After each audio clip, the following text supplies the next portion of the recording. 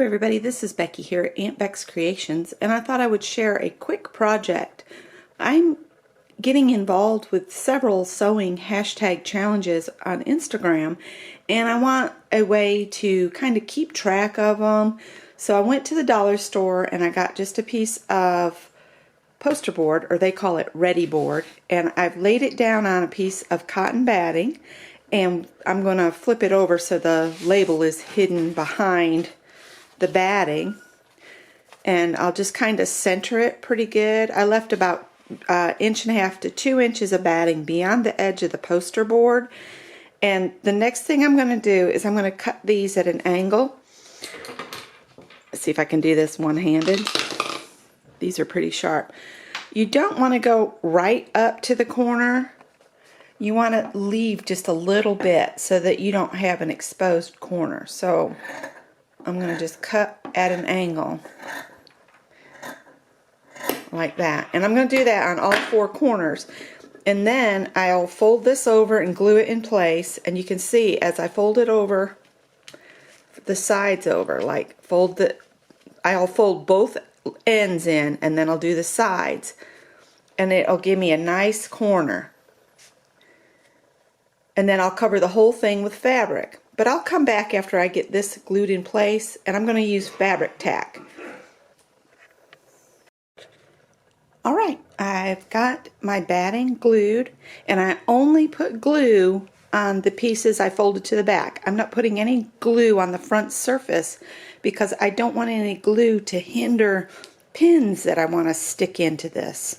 So the next step, I'm going to turn it over so you can see what the front looks like. So this is the front side. This is the side I will have exposed that I can pin, you know, little notes and things in. I'm going to keep track of the whole 30 challenge, which is you use 30 yards from your stash before you buy any more.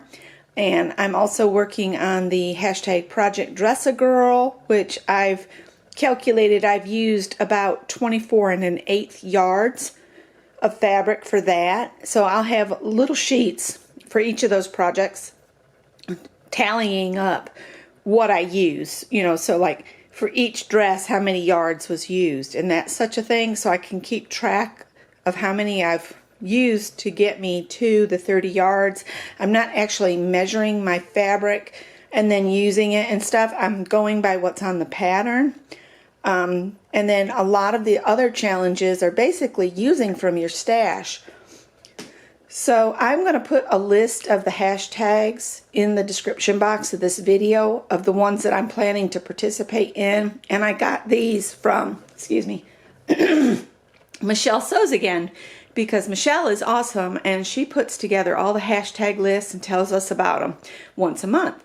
And I think it's awesome that she takes her time to do this for us so we don't have to hunt them down. So thank you, Michelle. So let me go into my stash and find some fabric that I would like to use as a background. I don't want anything too busy because I want to be able to focus on the lists that are attached to it. So I'll be right back. Alright, here we go. This is the fabric I've chosen. I had pulled this to make a dress out of. I didn't have quite enough for the pattern I was using, so I said I'll just use that because then I'll be using more from my stash. So again, I will put the covered bulletin board face down on it. I'll cut the corners at an angle just like I did the batting, but instead of the fabric tack, I'm going to use my handy dandy cordless glue gun that my husband got me for Christmas. So hopefully I can find the glue sticks. I sometimes put things up from myself, so we'll see if I can find some, but I'll come back after I've got it all glued down. Again, I'm just going to put some, I'm going to pull the fabric over from the ends first, and I'll start at the middle, work my way to the corners, and I'll do both ends, and then I'll do the sides, and that way you get a nice crisp corner and the corners all look the same. Alright, I'll be back.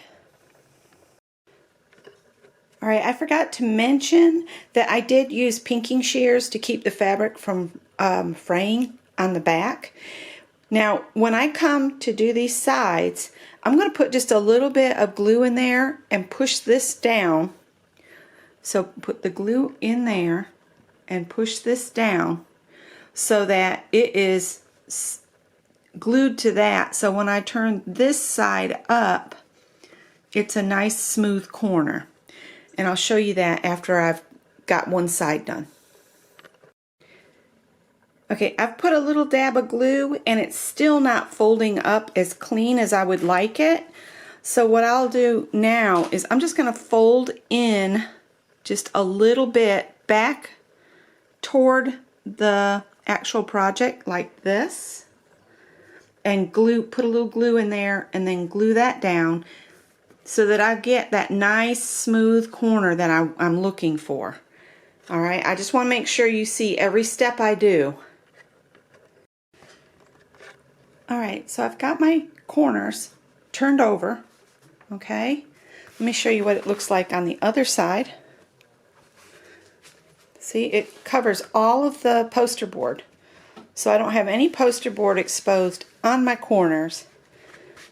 I got to do the other side yet. And just a side note, if you look for a Ryobi cordless glue gun like I have here, I want you to know it gets the glue extremely hot. Very hot. Hotter than a craft glue gun. So keep that in mind. It's an awesome thing that you don't have to deal with a cord, but the glue is extremely hot. Just an FYI. It's a wonderful thing, but you got to be mindful. Alright, my little bulletin board to keep track of these hashtag projects is done, and I found this on, it popped up in my Facebook feed. It says, I suffer from MPD, multiple project disorder. So I'm not going to hang this, I'm just going to prop it behind my machine next to my happy sign I got at the thrift store. Not really sign, it's like a statue, but anyway. If I can think of a way to hang it, I thought about office clips on each corner with a ribbon and hang it over the smoke detector that's over there. I might do that. But I've pinned that on there. And now I have a place to keep track of how I'm doing with my Whole30 and projects and hashtags and all that kind of sewing stuff. So this will be on my sewing side of my room. And I need to make another one at a later date for my art stuff. I have my room, which is our formal living room. Here, I'll show you guys. So this side I sew on, and this side I art on. And right now everything is in disarray because I did the Sew Your Birthday Challenge. That's my kite dress right there. And then on the sewing machine behind that is the Project Dress-A-Girl dresses. So that's why everything's kind of in an upheaval. I decided after I got the dresses cut out, I'd keep the fabric I pulled from my stash to make the dresses and continue with them for other projects.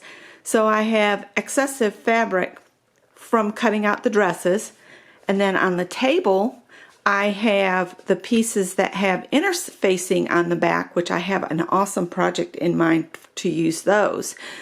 So I'm going to try to use every scrap I have. I even have a bag here in the chair that has all the tiny pieces that I can do strip piecing of quilt blocks with. So I'm going to get a lot of projects done and use up a lot of fabric just participating in the Project Dress-A-Girl. So thanks to Madi Sews for bringing that to my attention. So y'all have a great day and thanks for watching. Oh, sorry about the camera, bobbity bob. And this is how it finished. I used 2 bull clips and a piece of ribbon, and I just looped it over my smoke detector. Happy sewing!